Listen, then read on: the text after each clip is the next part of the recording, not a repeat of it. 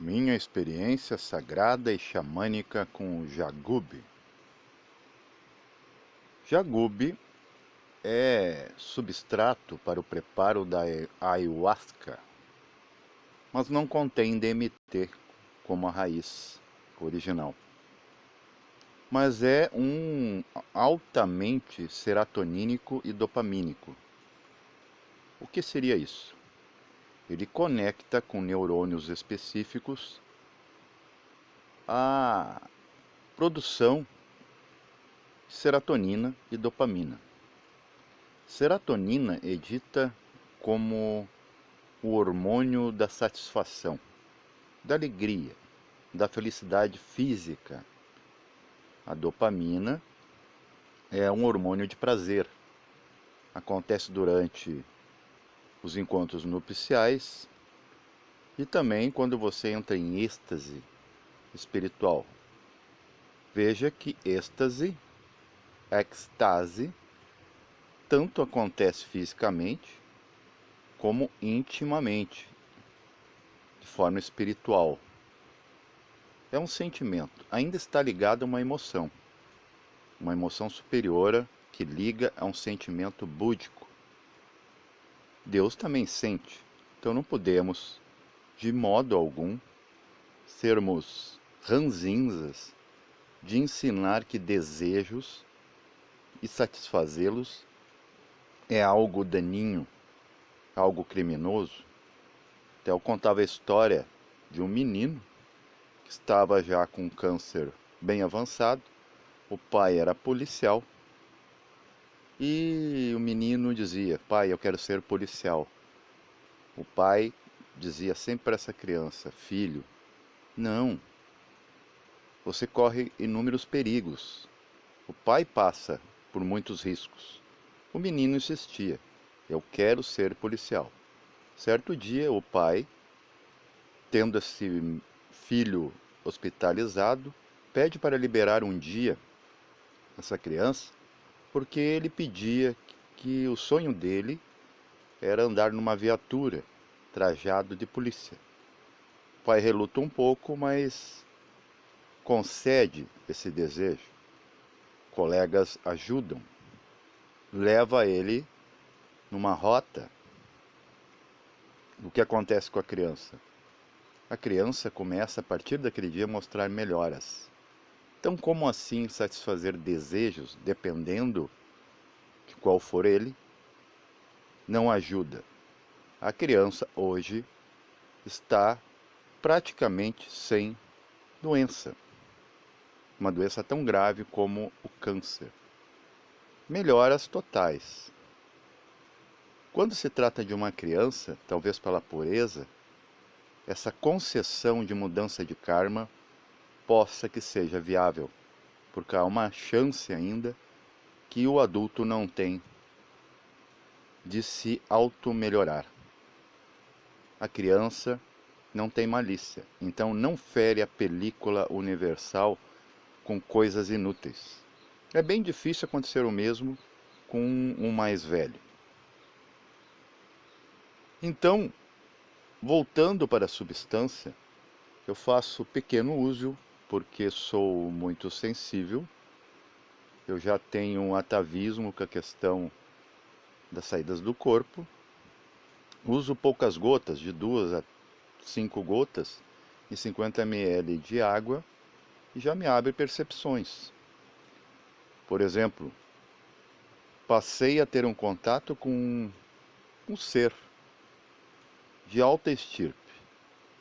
Ele nunca está no ambiente que eu estou, porque eu ainda estou acordado, apesar de olhos fechados. Eu percebo o que acontece com o cérebro. O cérebro distorce pensamentos. Então se mistura tudo. Com o uso de certas substâncias que direcionam a atenção, aquelas fragmentações que a gente vê com olhos fechados começa a tomar definições. Aquilo que não é ideoplástico, ou seja, aquilo que você produz por você mesmo, com as impressões, com as gravações mentais ou até mesmo cerebrais, se separam, se distinguem, se definem. e você acaba vendo aquilo que estava o tempo todo ali, conversando com você, se mostrando, mas não aparecia pela confusão mental, porque a mente mente através do corpo. Então se vê um canal se abrindo e ali aparece uma voz ecoante que denota distância frequencial. E pelo eco faz vibrar a atenção da consciência que está no corpo. E a consciência começa a separar, ver que aquilo tem vida própria. E separando daquilo que não tem vida, que é o que morre na mental película, chamado impressões da vida. Também tive outras experiências, como por exemplo, prever o futuro. Pensar em alguém vindo me trazer uma requisição de um serviço específico, em meio a esse monte de incerteza de hoje, a pessoa aparecer com aquele mesmo carro, aquela mesma pessoa, que era até então anônima. Você começa a prever coisas e começa a acontecer de acordo. Eu aconselho o uso homeopático, em uma dose tolerável, porque tudo tem que ter limites. Claro que tem pessoas que fazem uso mais exacerbado de qualquer coisa. Também o que eu queria falar é que a atenção vai para onde você a coloca. A consciência está onde você está, mas nem sempre. Por exemplo, por que você crê que seu corpo, estando desconectado da alma, desperta pela manhã com um despertador ligado? Perceba que demora um tempo para o corpo assimilar. Por quê?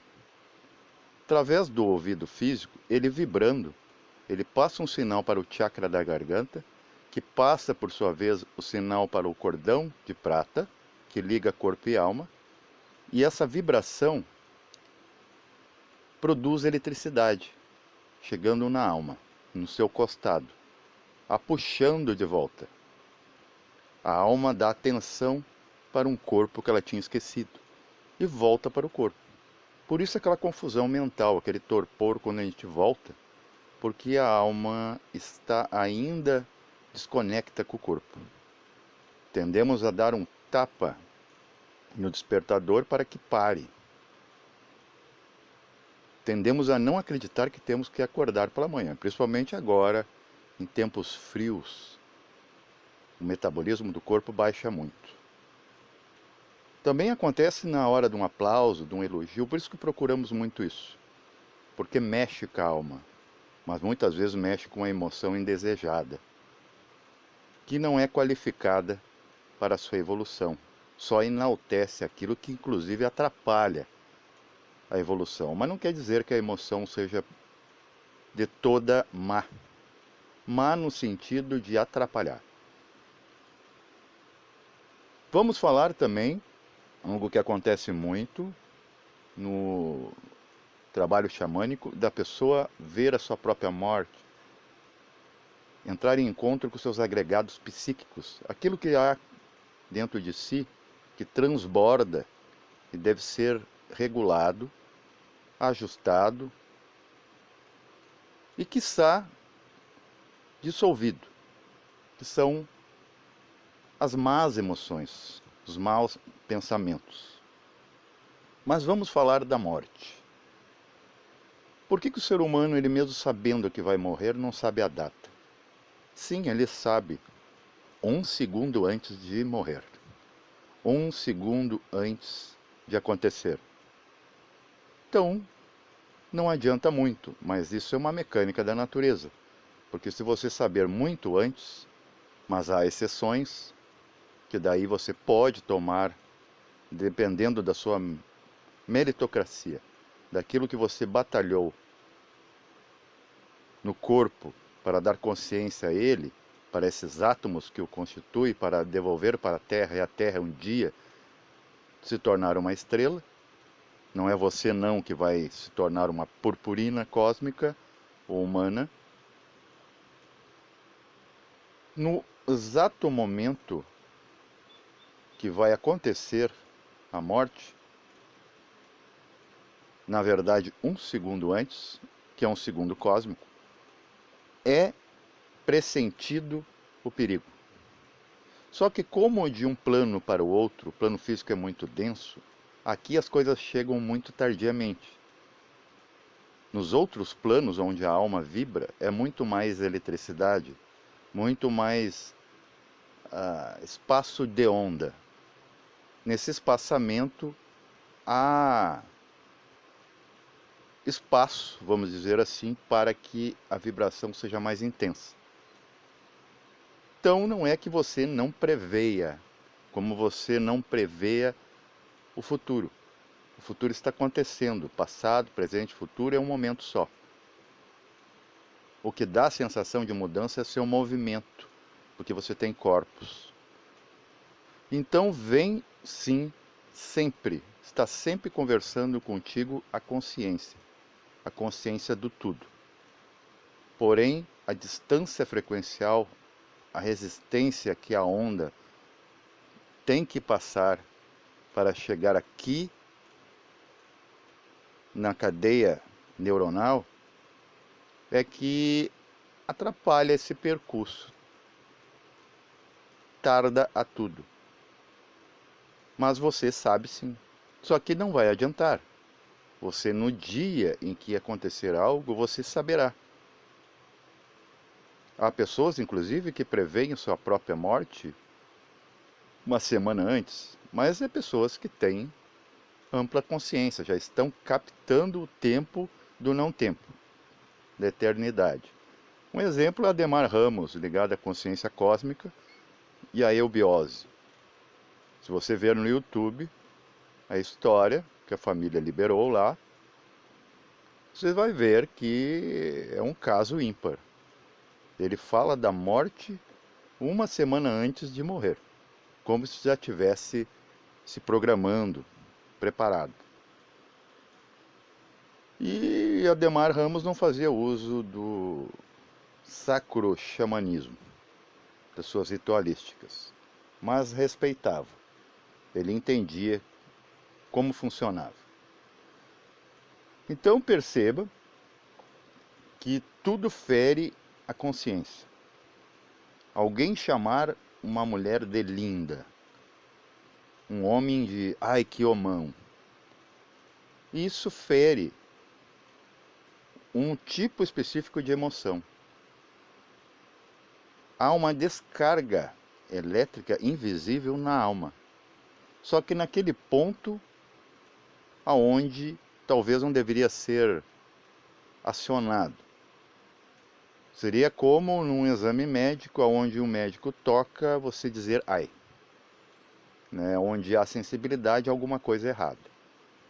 Então, se está chamando a atenção para algo inútil, aquela parte está doente. Está completamente adoecida e deve ser ajustada. Então, essas substâncias muitas vezes ajudam a regular essas emoções, a pacificar aquilo que está revolto, incomodado ou incômodo. Paz reverencial a todos.